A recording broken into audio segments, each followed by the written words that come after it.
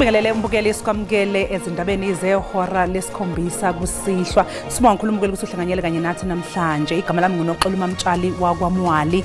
Ihlakwa lelimhlophe qwa umbukeli njengenjwayelo ake sibheke ihamba phambili kusihlwa nje. The people that they were checking outside started shooting them from different angles. Looks like this angle from this side, from east, and from the other side. Esifundazwe iEastern Cape siyaqhubeka nokugubezelwa ife elimnyama ngemva kwesinye futhi isigameko sokudutshulwa kubulawe kwabantu.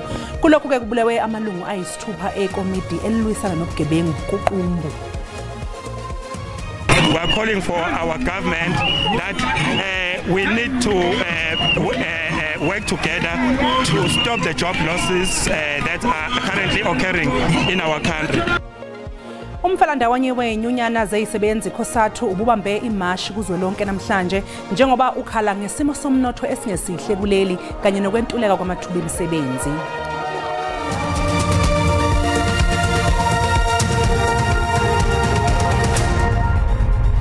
Ukomishana wamaphoyisa kuzolonke uGeneral Fani Masemula ufuna kutholakale bonke laba bathintekayo ezigamekweni zokubulawa kwabantu eEastern Cape. Sakuphinde kwabulawa futhi abanye abantu abayisithupha esifundazweni kulandela eduzane isigameko saseNgobozana eLusikisiki. Masemula uhambele kule ndawo kuqumbu ntambama namhlanje kulandela kusocongwa kwamalungu ayisithupha ekomiti elilwisana nobugebengu endaweni. Lesi gameko silandele eduzane isibhicongo esenzeke eNgobozana lapho kubulawe khona abantu abayi-18. We are told that there were patrollers from the village around here, approximately 16 of them, that they normally gather at this school. Of Tina Falls is aware of the work they do. They normally gather here. From there they start patrolling late in the evening. But this yesterday evening, as they gathered here, looks like some of them saw some suspicious people. And as they were getting out to check who are these other people, whether it's those that they were waiting for, because the reason why they haven't started patrolling, apparently they were waiting for another group of people. But then to their surprise, the people that they were checking outside started shooting them from different angles. Imeya yomasipala uMhlonhlo ngaphansi kwesifunda iOR Tambo ithi ubugebengu obudlange kakhulu lapha kule ndawo ukwebiwa kwemfuyo okuyikho kwenza abanikazi bawo kanjalo nomphakathi balalo benyoni. The crime esinayo we apha kumasipala izalana nolwabiwo lwemfuyo. Uhulumende ke uyazama because bekulapha ngalamini think beku Friday we civilian secretariat ibilapha izomamela uba zindoni na izikhalazo zabantu bayibekileke kuba eyona nto ingabalalisiyo nebulalisa abantu lolu thatho lwemfuyo. Kujutshwe ithimba eliqinile lamaphoyisa okuyilo elethwe sokuqhuba uphenyo maqondana zehlakalo zokudutshulwa nokubulawa kwabantu okubonakala kudlondlobala eEastern Cape. Umfelandawonye wenyunyana zeyisebenzi Khosathu kanye nezinyunyana engaphansi kwayo zibambe imashi yokukhala ngesimo somnotho esingesihle kuleli kanye nokwentuleka kwamathuba emisebenzi. eKwaZulu Natal amakhulu ezisebenzi anikele emgwaqeni ephikisana nokudilizwa kwezisebenzi. We are calling for our business sector, we are calling for our government that we need to work together to stop the job losses that are currently occurring in our country. Empumalanga izinyana zezisebenzi zisebenzisele imashi ukulwela amalungelo ezisebenzi zasemaplazini. Amongst the demands, indeed, as you said, it's better working conditions for farm workers here.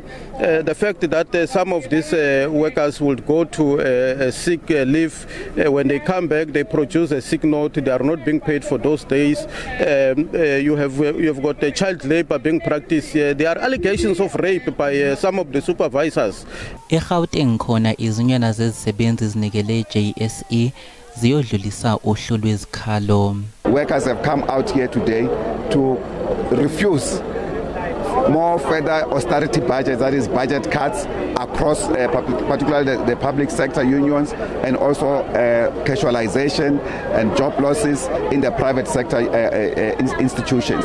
That is why they came here to the center of capital, the Johannesburg Stock Exchange. Esifundazweni iWestern Cape, izinyana zihambise uhlu lwezikhalo ePhalamende zikhala kakhulu ngengwadla yokuntuleka kwemisebenzi kanye nokungalingani emsebenzini. We are also here to demonstrate our absolute objection towards the alarmingly high cost of living overall, including the electricity prices that continues to run away. Ngokwezibalo zakamuva sihleli ku-33.5% isibalo sabantu abangasebenzi kuleli. Umbiko uSihle Dlamini wezindaba ze-SABC. Umholi we-MK Party yePhalamende uDokotela uJohn Hlophe usesulile njengelungu lekomidi lezabahluleli iJSC. Leli qembu lithi selibhalele uSomlomo weSishayamathetho sikazwelonke lihoxisa igama likaHlophe njengozolimela kuleli komidi. iMK imemezelele sisinqumo nje iJSC ibimatasa ngosuku lokuqala lwenhlolokhono yalabo abazogcwalisa izikhundla zamajaji ezahlukene. Angamashumi amahlanu nane sewonke amajaji azobhekwa ngemibuzo phambi kwale komishana iJSC ezoqhuba izithangamzi zenhlolokhono isikhathi esingamasonto amabili. Usuku lokuqala lwanamhlanje lokuhlala kweJSC bekuphekwa ngemibuzo labo abasemjahweni wokuqokelwa ezikhundleni ezintathu ezisenkantolo yokwedlulisela amacala eBloemfontein. As a judge of the Supreme Court of Appeal, how are you going to deal with cases where you believe judicial precedent as set out by previous courts is outdated and possibly does no longer address the interest of justice? We deal with that in the High Court as well. If that happens, you look at the case in front of you, the facts in front of you, the pleaded case, and determine whether this is an appropriate case to develop the law, if the facts meet that sort. And yeah. Inhlolokhono yaba yisithupha kulabo abagaqele ukuqokelwa enkantolo yokwedlulisela amacala iphothuliwe nosekulindeleke ukuthi kumenyezelwe abathathu kulabo abazophakanyiswa amagama abo ukuthi baqokelwe ukuvala izikhala ezikhona. Umkhandlu dolobha iTshwane unemjondolo engaphezulu kwe-200,000 kanti izakhamuzi ezihlala kuyo lemjondolo zithi zifuna imeya ezoqokwa ibeke eqhulwini izidingo zayo. Kusenjalo iANC ilindeleke ukuba imemezele ozogaqela isikhundla sobumeya eTshwane.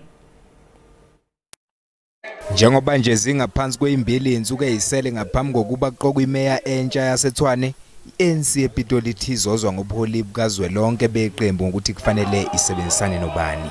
We are learning that there are talks between the ANC and the DA at national level. So anything that the ANC will provide as a guideline to ourselves, it will be taken as such. Because remember, as I've indicated before, that the most critical character of the ANC, that of democratic centralism, will kick in. Njengoba wonke umuntu elinde eqoqwe imeya eTshwane ubambe njengemeya njengamanje eTshwane uDokotela Nasipho Moya nophinde abe ngogaqele lesikhundla kuAction SA uthaphansi amaphaphu njengoba nje nokuhlinzekwa kwedingo nqangi kungaphazamisekanga emva kokumiswa kukaBrink. I think that's one commitment that I've made since the motion of no confidence, that service delivery will continue without interruption. The officials have been on top of their game in making sure that we implement the plans of the city that were approved. Nakuba uDokotela uMoya esayibambile intambo, ezinye zakhamuzi zithi zizizwe zishawe indiva ngenkathi kuphethe uBrink. Sinenkinga yezindlela, sinenkinga yamanzi, sinenkinga yogezi, ama-transformer amadala sicela ukuthi bazosentshela wona.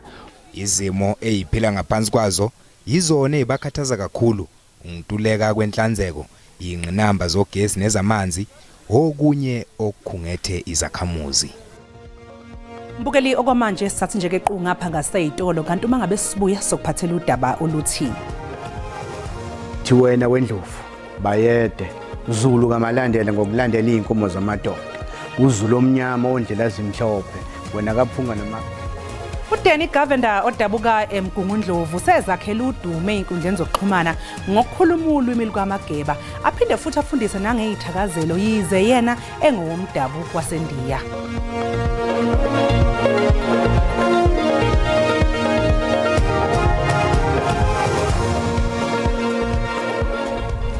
Sanibonani sikubingelele mbukeli sikwamukela mangabe usanda kungena odabini oluphambili besibike ukuthi kudutshulwe kwabulawa abantu abayisithupha abangamalungu ethimba elilusana nobugebengu emphakathini kuqumbu eEastern Cape. Mbukeli asikukhumbuzeke ukuthi lezi ndaba zikhona ku YouTube na ku SABC Plus. Ngena kuzo nje uyicinga ngamagama athi SABC izindaba. Sakuphinde kwaqubuka olunye futhi udaba olubambezela ukuqula kwecala lokubulawa kwabe unozinto weOrlando Pirates uSenzo Meyiwa njengoba leli cala liqhubeka emva kwekhefu lamasonto amabili. Ummeli womsolwa wesithathu kuleli cala uthi ufuna ukufaka isicelo sokuguqulwa kwesimo sokuhlala kwekhasimende lakhe ejele. Kunokuba kuqale ukuphekwa ngembuzo kangoti wezibhamu nezinhlamvu maliselantini uadvocate Charles Mnisi omele umthobisi Mncube utshele inkantolo ukuthi umncube ufuna kumiswe ukuqulwa kwaleli cala ukuze ezokwazi ukufaka isicelo sokususwa egumbini lakhe yedwa nafakwa kulo kusukela ngo-2020. He is saying further he will not be in a position to start to drive or to prosecute that application when he's also concentrating in this case. And most unfortunately as well, my lord, I am also not in a position to assist in that application when I'm also supposed to be concentrating on this case. Nokho ijaji uRatha Mokgwatleng bengayizwisisi kahle le ndaba njengoba uMnisi eze waphakamisa nokuthi lesicelo sihlukaniswe necala senziwe ngokwaso sodwa. There are 5 accused persons before me. There are the complainants, there are the witnesses. Even myself, I can't be sitting in this case until I die. Ukuphekwa ngembuzo kantini kuze kwaqala emini ngehora lesibili uMnisi empheka ngembuzo mayelana nomsebenzi kaColonel Chris Mangena. Kuzokhumbuleka ukuthi uMangena wethula ubufakazi obuthi inhlamvu eyatholakala endaweni yesigameko yaphuma esibhamini esathathwa kumsolwa wesithathu. Inkantolo yemantshi yaseModimolle Limpopo isihlehlise icala labasolwa abathathu ababhekene necala lokweba imali engamadola aseMelika engaphezulu kwe-500,000 eplazini likamengameli wezwe uCyril Ramaphosa iPhalaphala ngonyaka u-2020. Libuyele enkantolo icala elibhekene nezelamani ezintathu. uFloriana noNdilinasho bangaphandle ngebheyili kanti umfowabo David yena wanqatshelwa ebheyili ngenxa yokuthi engahle abaleke. Umbuso ucela ukuthi lolu daba luhlehliswe ukuze kubanjwe isigcawu esandulela icala.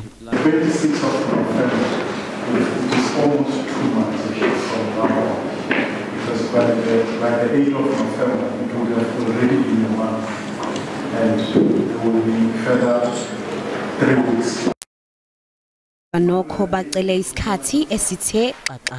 Difficult to agree to the day to pre-trial at this stage.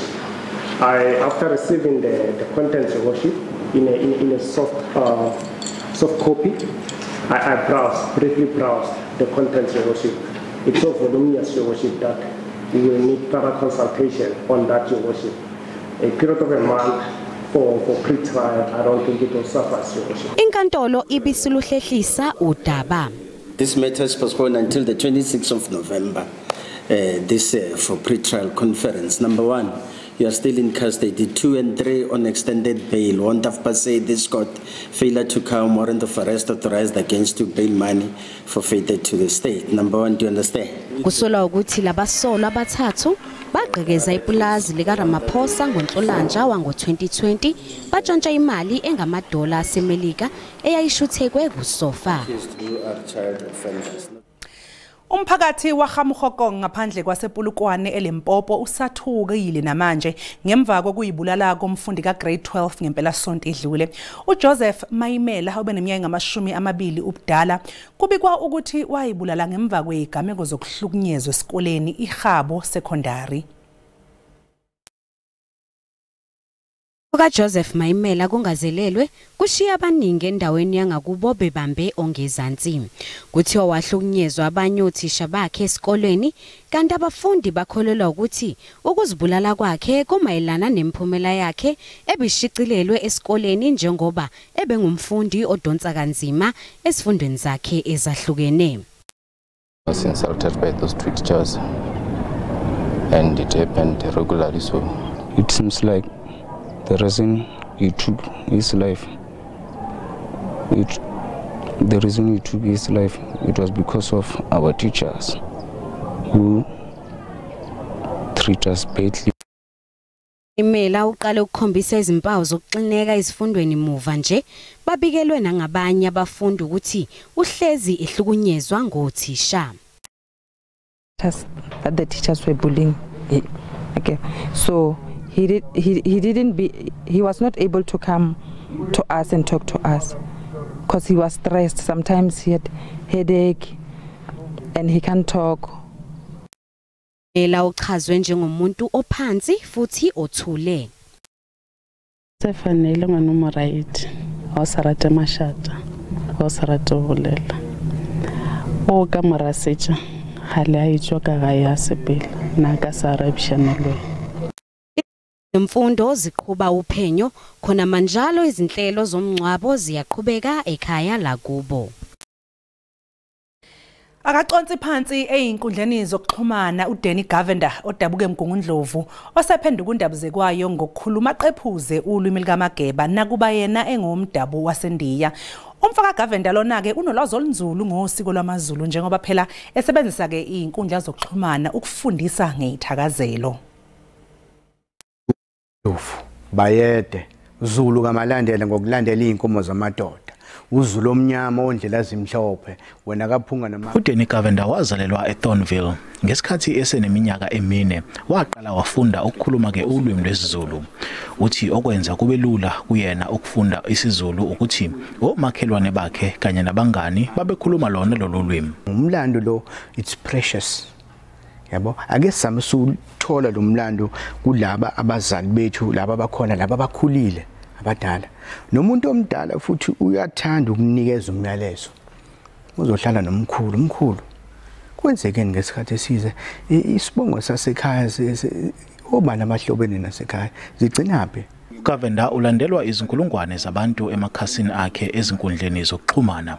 Uthi ufuna ukubamba iqhaza ukusiza abantu ukuze bayazi imvelaphi yabo. Sompizi impela. Uphileke lapho mama. Bangimukela impela ku TikTok. Bayacela abanye. Ngengimangali omunye uyacela uthi ngicela ungithakazela ezalapha. Ngengimangali but how come ungazazi wena? uGovender uthi kumqoka kakhulu ukuthi abantu bakwazi ukukhuluma ezinye izilimi ngaphandle kwalezo abazikhuluma uma besemakhaya. uGovender uthi nanoma ubani angafunda noma yiluphi ulwimi alithandayo. Uthi ke inhloso yakhe manje ukubhala ke incwadi ezokube equkethe umlando ngemvelaphi yabantu. Mina ke nginguSimpiwe Makhanya, umnguni uqwabe uyeyeye uphakathwayo. Sizothi uGovender kambe ubani? Ngundlovuke mina uGatsheni uboya benyatho mbongo kazingelwayo. Onkomo zadle ekhaya ngokuswela belusi. Ithina labo osongwa busombuluka. Sibika sisemgungundlovu. Mbukeli umhlahli wesimo sezulu uzolandela emva kwekhefu nomkhushulwa wakwaMsimangwa. Sithi ke qunje idolo siyabuya emva komzuzwana.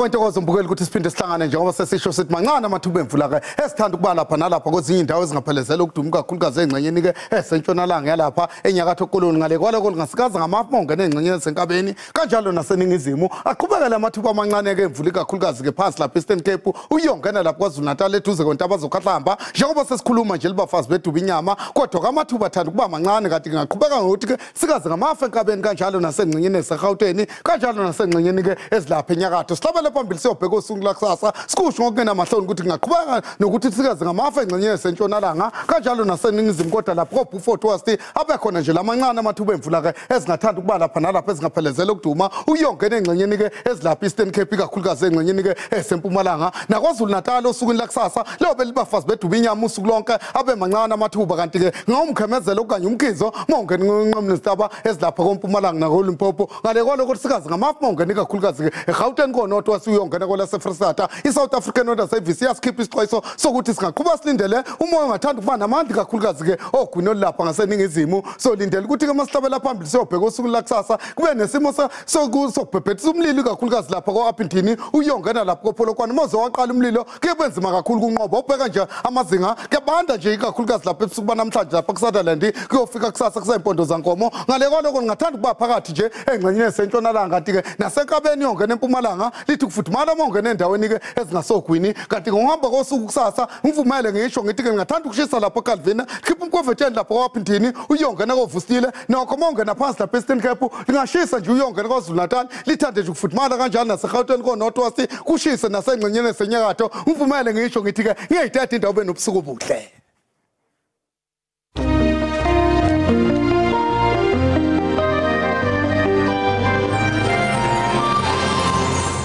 Akuyembukelisi ibeka lapha ke bese kuphathele zona namhlanje nakanjani kusasa bazobe bekhona oza kwethu ngolwimi lwesiXhosa nibe nje nobusuku obuhle nisalika.